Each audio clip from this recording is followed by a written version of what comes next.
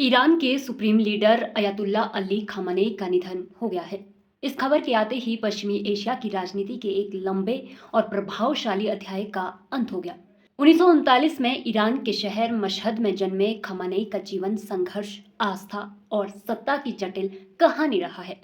कम उम्र में ही उन्होंने धार्मिक शिक्षा के लिए कुंभ का रुख किया और मौलवी बने। ये वो दौर था जब शाह मोहम्मद रजा पहलवी का शासन था और धार्मिक वर्ग खुद को हाशिए पर महसूस करता था। युवावस्था में खामेनेई साहित्य और कविताओं की ओर भी आकर्षित हुए, लेकिन जल्द ही उनका जीवन राजनीतिक इस्लाम की राह पर मुड़ गया। युवावस्था में खामेनेई साहित्य और कविताओं की ओर भी आकर्षित हुए, लेकिन जल्द ही उनका जीवन राजनीतिक इस्लाम की राह पर मुड़ गया। वे अयातुल्ला रुहुल्लाह खोमेनी के करीबी सहयोगी बने और शाह विरोधी आंदोलन में सक्रिय भूमिका निभाई। इस दौरान उन्हें कई बार जेल भी जाना पड़ा। 1979 की इस्लामिक क्रांति के बाद सत्ता मौलवियों के हाथ आई और खामेनेई तेजी से शीर्ष नेतृत्व में उभरे। 1981 में एक बम विस्फोट में वे गंभीर रूप से घायल हुए। उसी वर्ष वे ईरान के राष्ट्रपति बने और 8 वर्ष तक इस पद पर रहे। उनके कार्यकाल में इराक के राष्ट्रपति सद्दाम हुसैन के साथ 8 साल लंबा युद्ध हुआ, जिसने देश को गहरे घाव दिए। 1989 में खोमेनी के निधन के बाद खामेनेई को ईरान का सुप्रीम लीडर नियुक्त किया गया।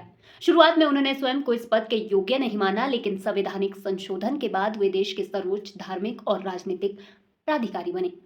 इसके बाद उन्होंने सत्ता संरचना को मजबूत किया और इस्लामिक रेवोल्यूशनरी गार्ड कॉर्प्स को प्रभावशाली संस्था के रूप में स्थापित करने में भूमिका निभाई।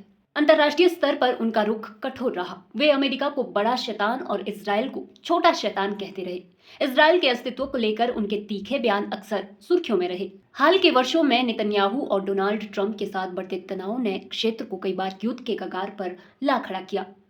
अब जब उनके निधन की पुष्टि हो चुकी है, ईरान एक निर्णायक मोड़ पर खड़ा है। समर्थकों के लिए वे क्रांति की निरंतरता और धार्मिक नेतृत्व के प्रतीक थे, तो आलोचकों के लिए कठोर नीतियों का चेहरा।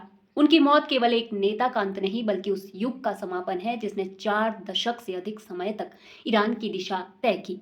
पश्चिमी एशिया की राजनीति में उठता ये सन्नाटा आने वाले दिनों में कई नए सवाल और संभावनाएं जन्म देगा।